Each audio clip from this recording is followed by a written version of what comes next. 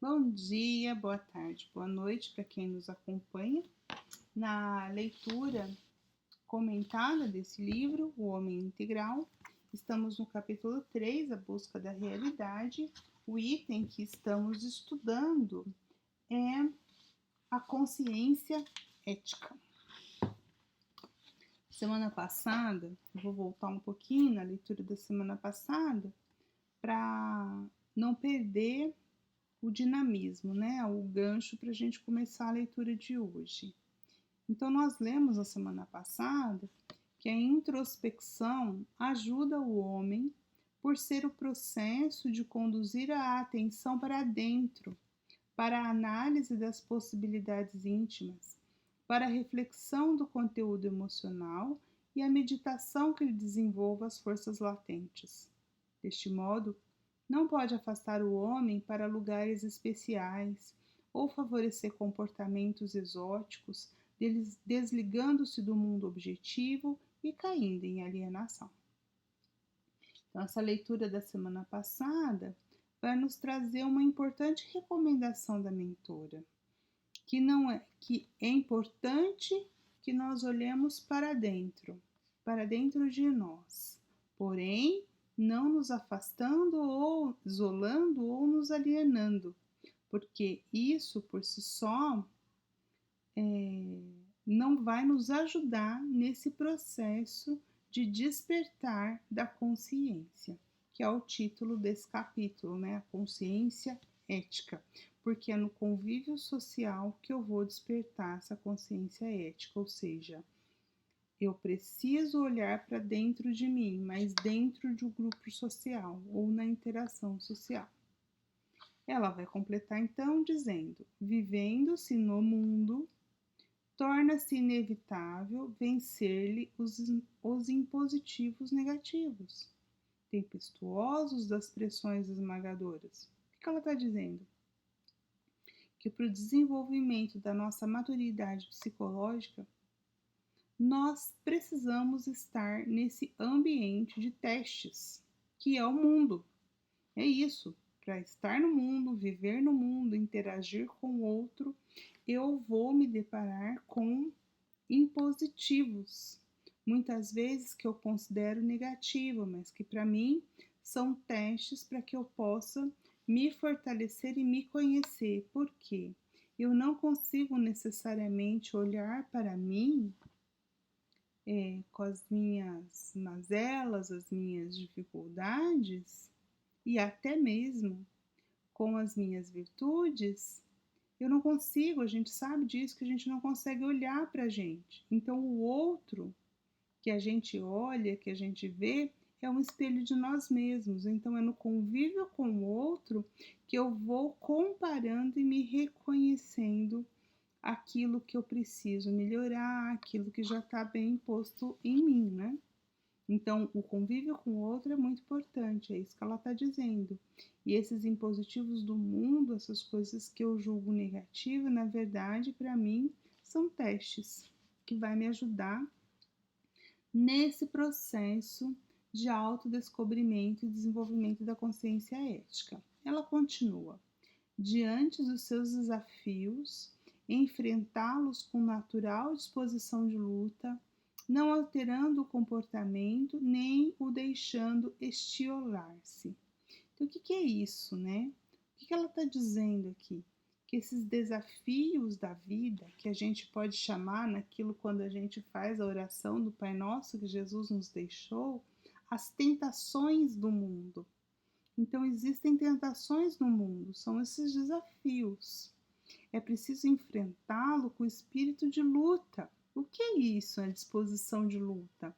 Entender as dificuldades do mundo, as vicissitudes da vida, como desafios e não como problemas em si, e não como castigo, mas como desafios. Então, é esse espírito de luta para superar a mim mesmo que a mentora está colocando assim.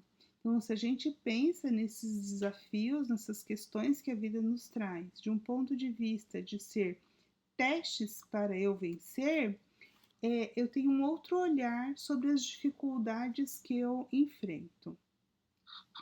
E nessa situação, na situação do desafio, na situação do teste a ser enfrentado, que eu não mude aquilo que eu sou, não alterando o comportamento, é exatamente isso, sendo fiel ao meu dever, sendo fiel àquilo que sou e não usando máscaras específicas para, entre aspas, vencer aqueles desafios. Quantas vezes, em algumas situações da vida, a gente nos vê agindo como se não fôssemos nós mesmos, não agindo de acordo com o nosso eu interno, mas agindo de acordo com o que a sociedade espera que a gente agisse. E muitas vezes, então, esses testes acabam aparecendo repetidamente nas nossas vidas. Por quê? Porque nós não de fato vencemos esse teste, nós meio que burlamos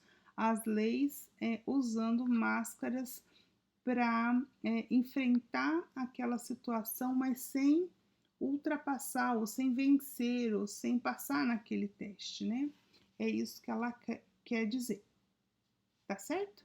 Então, a gente vivendo no mundo, não dá para a gente pensar que a introspecção, o voltar-se para dentro, seja uma fuga do mundo. Não. O que ela está dizendo é que a introspecção é conhecer a si mesmo, quem se é, o seu próprio dever para enfrentar os desafios do mundo. É isso que ela está dizendo. Isso é ser introspectivo, isso é o autodescobrimento, isso é encontrar quem de fato você é. É muito comum a atitude apressada de viver-se emocionalmente acontecimentos futuros que certamente não se darão, ou que ocorrerão de forma diversa da que a ansiedade estabelece. Então, aqui ela está voltando num assunto que tem a ver com a consciência ética, mas que já foi debatido lá nos capítulos anteriores, a ansiedade, né? A gente teve no primeiro capítulo uma parte só dedicada à ansiedade. E aqui o que ela está trazendo para nós? Que a ansiedade, na verdade, é esse viver emocionalmente acontecimentos futuros. Bom, se o acontecimento é futuro, isso significa que ele pode nem acontecer ou não acontecer da forma como nós estamos projetando. Pode ter ações, situações que ocorram e que mude essa situação. Então, aquela pessoa que vive na ansiedade, ela projeta coisas para o futuro que podem nem se dar. Então, ela continua, a mentora. As impressões do futuro, como consequência de tal conduta, antecipam-se, afligindo sem que o indivíduo viva as realidades do presente, confortadoras. Então, tá vendo? Então, viver no futuro nos prejudica, porque eu vivo lá achando que o problema irá acontecer, mas pode ser que não. Quer um exemplo? Essas pessoas, eu me coloco nesse número algumas vezes, as pessoas que catastróficas, que adora a previsão de uma catástrofe, né? Então eu me lembro de que antes do ano 2000 que o mundo ia acabar no 2000. A 2000 chegará, de 2000 não passará. Então muita gente acabou com o mundo no ano 2000, passou o ano 2000. Aí não era no ano 2000, era no ano de 2001, porque era na virada do milênio. Passou 2001 e não acabou o mundo, né? Aí depois tinha a previsão lá do calendário maia, então aí virou para 2012, né? Lembra disso? Depois aí a data limite, 2019, e assim a gente foi acabando com o mundo um tantão de vezes, né? Então tudo bem, se a gente enfrenta esse fim de mundo, né? Esse fim de tempos, de forma tranquila, confiando em Deus, fazendo o que a gente continua fazendo, ótimo, isso não interfere na nossa vida. Mas é aquele que fica estocando comida, pensando onde está Deus em tudo isso, né? Aí ele sofre por uma coisa que nem aconteceu, porque o mundo não acabou. Concordam, gente, né? Então é isso que ela está querendo dizer. Eu estou falando de uma coisa global, mas tem coisas pequenas também, né? Na nossa vida. Depois vocês me contam. Na nossa vida tem coisas pequenas que às vezes a gente sofre por antecipação e que a coisa às vezes nem se dá. E aí? Você está ansioso com o quê? Né? Essa é a grande pergunta. Você vive ansioso ou não, né? Amanhã, é igual aquela parábola que Jesus fala do homem, né, que tinha tido uma grande colheita, que os silos dele nem cabiam, tanto que ele ia colher de tanta fartura que a plantação dele ia dar. E aí ele vai dormir com aquela preocupação, o que eu vou fazer, porque eu vou colher tanto e os meus silos não tem.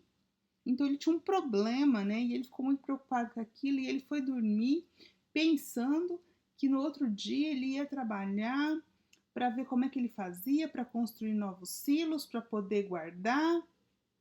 E aí Jesus diz assim que ele usa, né, o pai. Ele fala pai, talvez não sei quem seja, né? Mas assim, que estava reservado para ele que daquela noite ele não ia viver o outro dia, ele ia ser chamado. Então olha só como ele estava vivendo um problema que ele não ia ter. Ele não precisava daquela preocupação, porque ele não estaria vivo naquele momento, né? Ele teria outras preocupações. E assim não somos nós?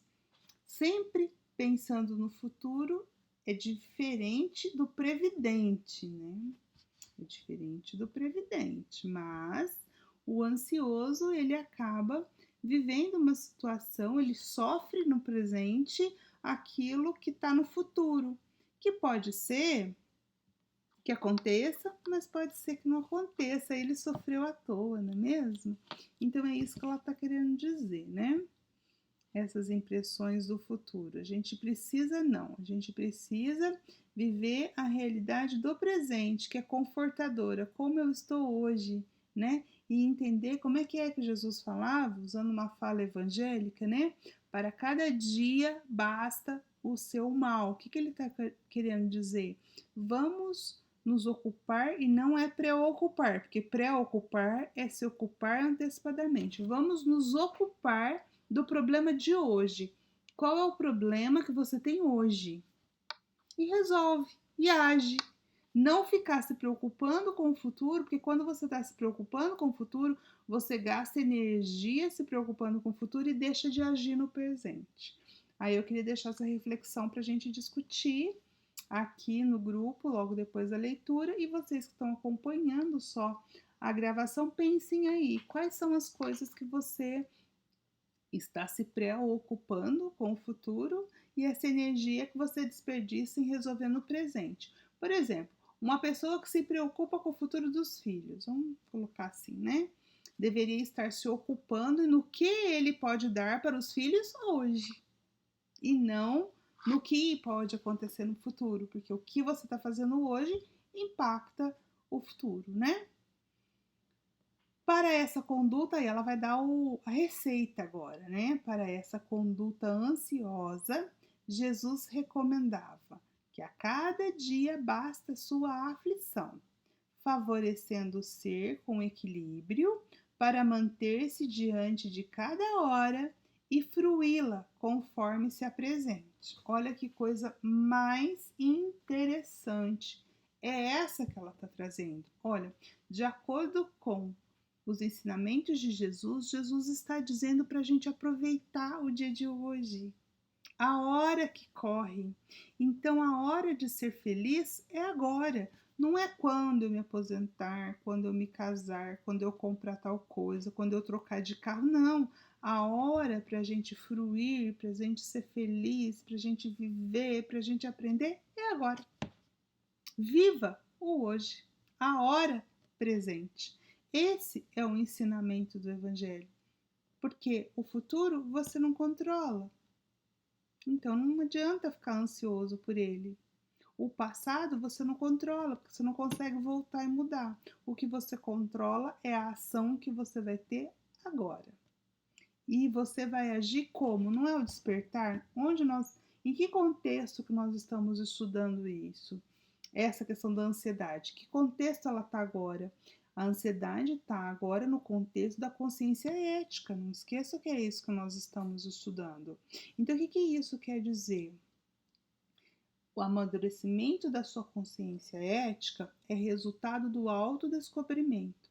Então, quando nós começamos a despertar essa necessidade de introspecção, essa necessidade de entender quem sou eu, onde eu estou, em que patamar, aí a gente fica muito ansioso com o quê? Quando que a gente vai ser bom? Quando que a gente vai ser perfeito? É ou não é? A gente não começa a olhar para as nossas limitações e já querer resolver aquilo de uma hora para outra. Isso tem nome, isso chama ansiedade. Então, não, nós temos que trabalhar hoje para ser melhor hoje do que eu fui ontem. Agora, não no futuro, não quando eu vou ter amor incondicional, não quando eu vou perdoar tudo que me faz. Não, eu já consigo perdoar um pouquinho naquilo que eu vivo hoje. Pronto, já é um passo. Eu não consigo perdoar? Não, não consigo. Pronto. Tá, não consigo. Mas eu já consigo não me vingar? Já é um passo. Deu para entender que qual é a relação da ansiedade com o despertamento da consciência ética? Conforme nós vamos despertando, a gente vai entendendo a diferença do bem e do mal, a gente vai entendendo onde a gente quer chegar, a gente tem ansiedade de já estar lá. Mas nós precisamos trilhar o caminho, nós precisamos aprender a viver um dia de cada vez, um passo de cada vez que nós vamos chegar. Nós já queremos ser anjos, né? E não somos. Então, nem mais nem menos, que é a humildade, né? Nem mais do que aquilo que a gente é, mas nem menos do que aquilo que a gente é. Então, é isso que ela está trazendo aqui, essa lição evangélica, para dizer, muito bem dito, né? Que a cada dia basta a sua aflição. E que nós precisamos, né? Como Jesus aqui está nos ensinando e ela traz, né? Jesus diz que a cada dia baixa a sua aflição e ela está nos trazendo, a mentora, uma interpretação dela, que é manter-se diante de cada hora e fruir cada hora do presente, como ela se apresenta. A introspecção, lembra olhar para dentro? Então ela está trazendo, então ela falou da introspecção lá no início, que eu relembrei que a gente estudou semana passada, falando que a introspecção não significa sair do mundo, se isolar, e explicou tudo isso da ansiedade e agora volta na introspecção de novo. Para quê? Para fazer um fechamento. A introspecção cria o clima de segurança emocional para a realização de cada ação de uma vez e a vivência de cada minuto no seu tempo próprio. Ajuda a manter a calma e a valorizar a sucessão das horas. O homem introspectivo, todavia, não se identifica pela carranca, pela severidade do olhar, pela distância da realidade, tampouco pela falsa superioridade em relação às outras pessoas. Olha só o que ela está querendo dizer. Primeiro, vamos desconstruir esse estereótipo criado pela sociedade, porque não tem um estereótipo criado? O que é uma pessoa introspectiva, uma pessoa mal-humorada? Ela fala que é a carranca. Não se identifica pela carranca, pela severidade, por alheio à realidade, nada disso. Vamos revisitar esse conceito e entender que o homem introspectivo é aquele que tem calma diante das situações. Não é porque o homem é introspectivo, ele vai analisar a situação, por isso a calma diante da situação. A segurança para entender que tudo está no seu lugar certo, no seu tempo certo. Então é isso que caracteriza o homem introspectivo, a calma e a segurança emocional que vem inclusive da calma, a segurança emocional dá calma para ele, né? Na verdade é isso. Então o homem introspectivo, aquele que se conhece, lembra do autodescobrimento? Aquele que se conhece, que sabe lidar com as suas situações emocionais com mais segurança, ele vai ter mais calma para agir, para agir em cada hora do seu dia, em cada dia da sua vida. Tais posturas, essa postura aí que ela estava falando do homem introspectivo, né, são formalistas que denunciam preocupação com o exterior sem contribuição íntimo transformadora. O que ela está querendo dizer aqui, né? Ela está querendo dizer aqui o seguinte, que é essas pessoas que querem passar a ideia de ser introspectivo, tá vendo que é diferente ser introspectivo do ter a aparência da introspecção. Então, é esses que têm esse estereótipo, né, de seriedade, de severidade no olhar, de estar alheio à realidade, que é superior aos outros, para a gente tomar cuidado. Porque essas posturas formalistas podem denunciar uma preocupação com o que ele aparenta e não com a transformação íntima dele mesmo. Então, ele quer aparentar ser isto, mas será que de fato essa pessoa tem a introspecção de fato como essa segurança emocional? Essa é a questão. Antes, surge com peculiar luminosidade na face e no olhar, comedido ou atuando conforme o momento, porém sem perturbar-se ou perturbar, transmitindo serenidade, confiança e vigor. Por outro lado, é isso, né? Então ela está dizendo, olha, existe a falsa impressão da introspecção e existe a introspecção real.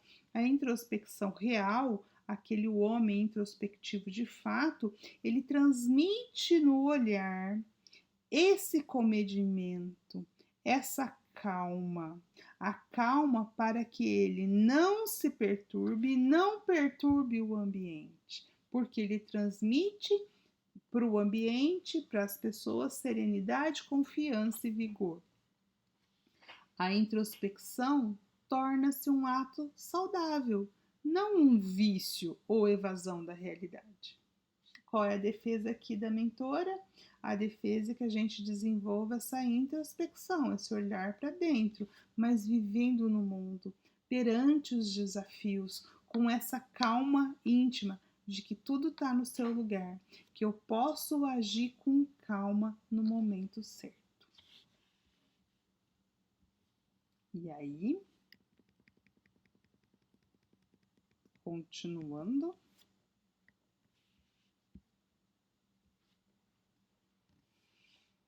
À medida que o homem se penetra, ou seja, cada vez mais fundo dentro do eu, mais amadurece psicologicamente.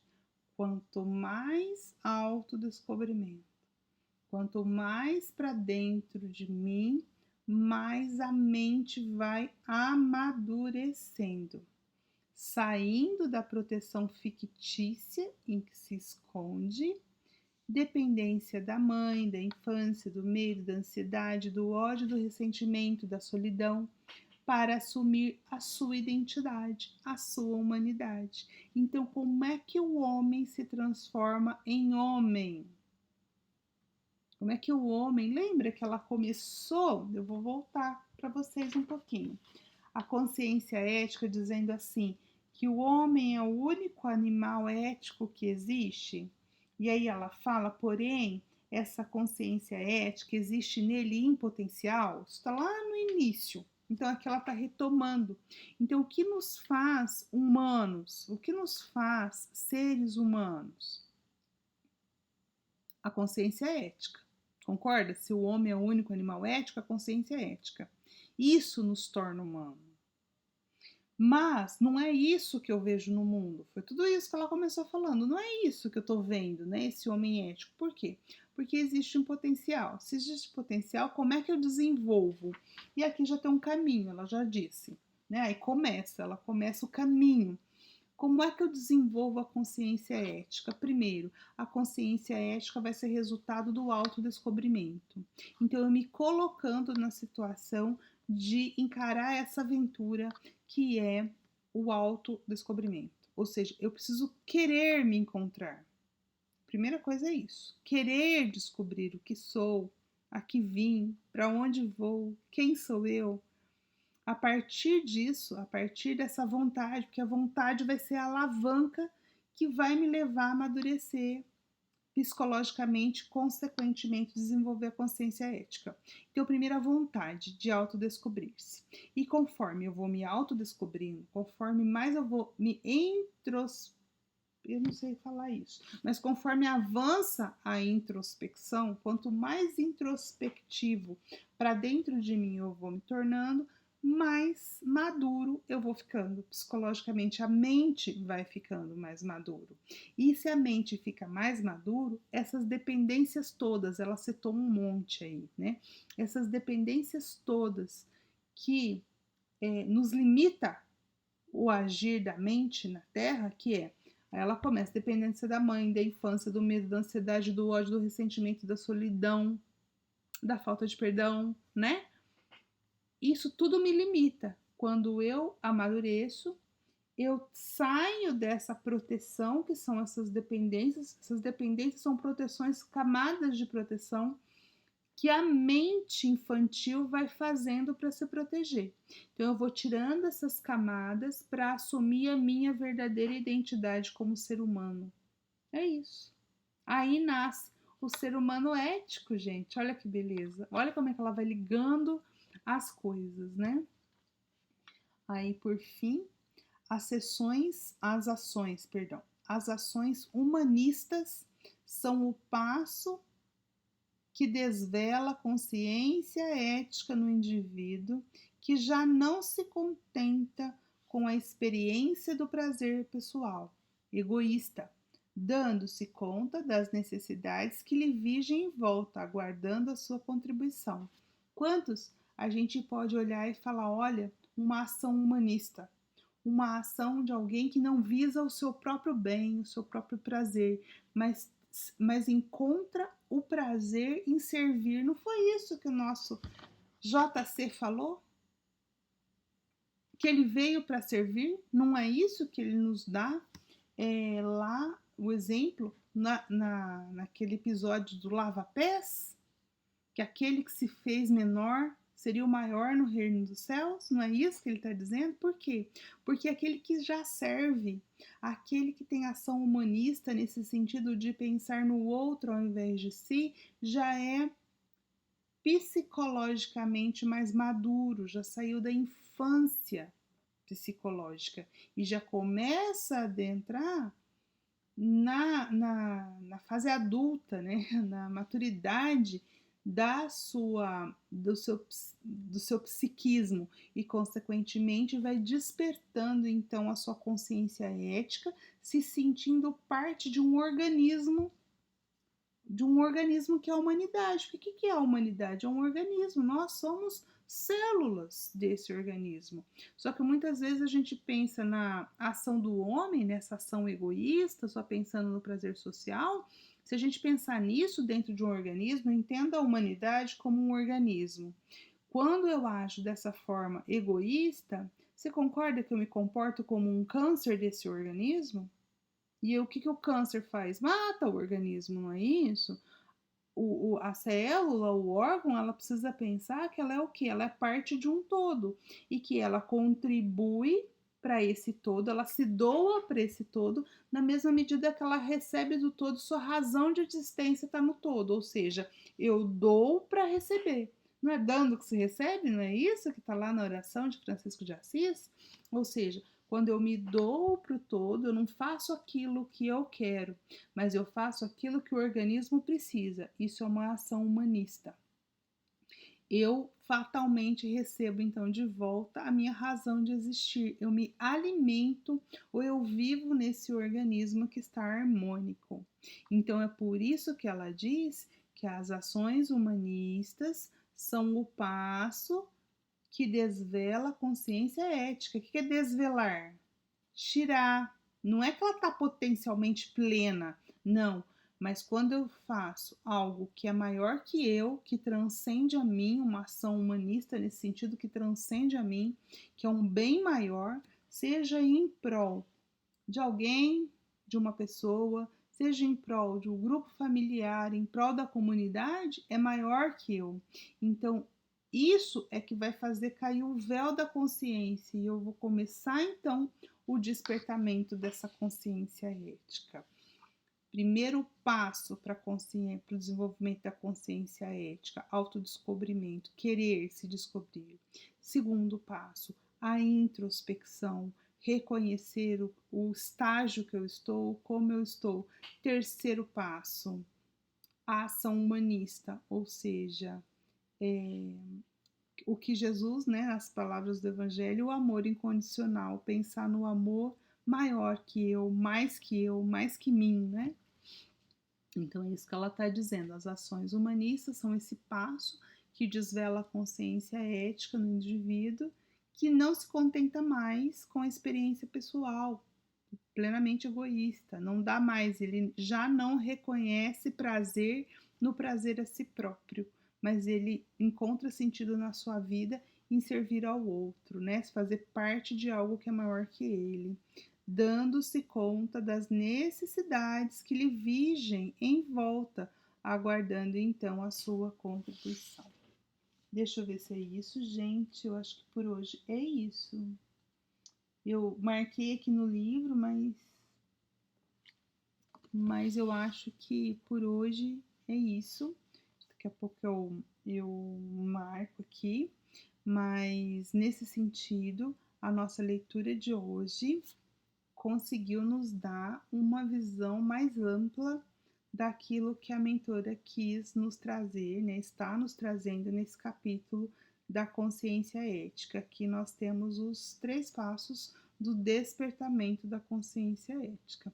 É isso, espero que essas reflexões possam ajudar vocês a pensar aí nas questões do seu dia a dia e que possa ajudar realmente a nós todos para que nós possamos transcender a nós mesmos e começar a desvelar, tirar o véu dessa consciência para que nós possamos avançar a passos céleres no rumo da nossa evolução. Que assim seja, que Deus nos abençoe os propósitos. Até semana que vem.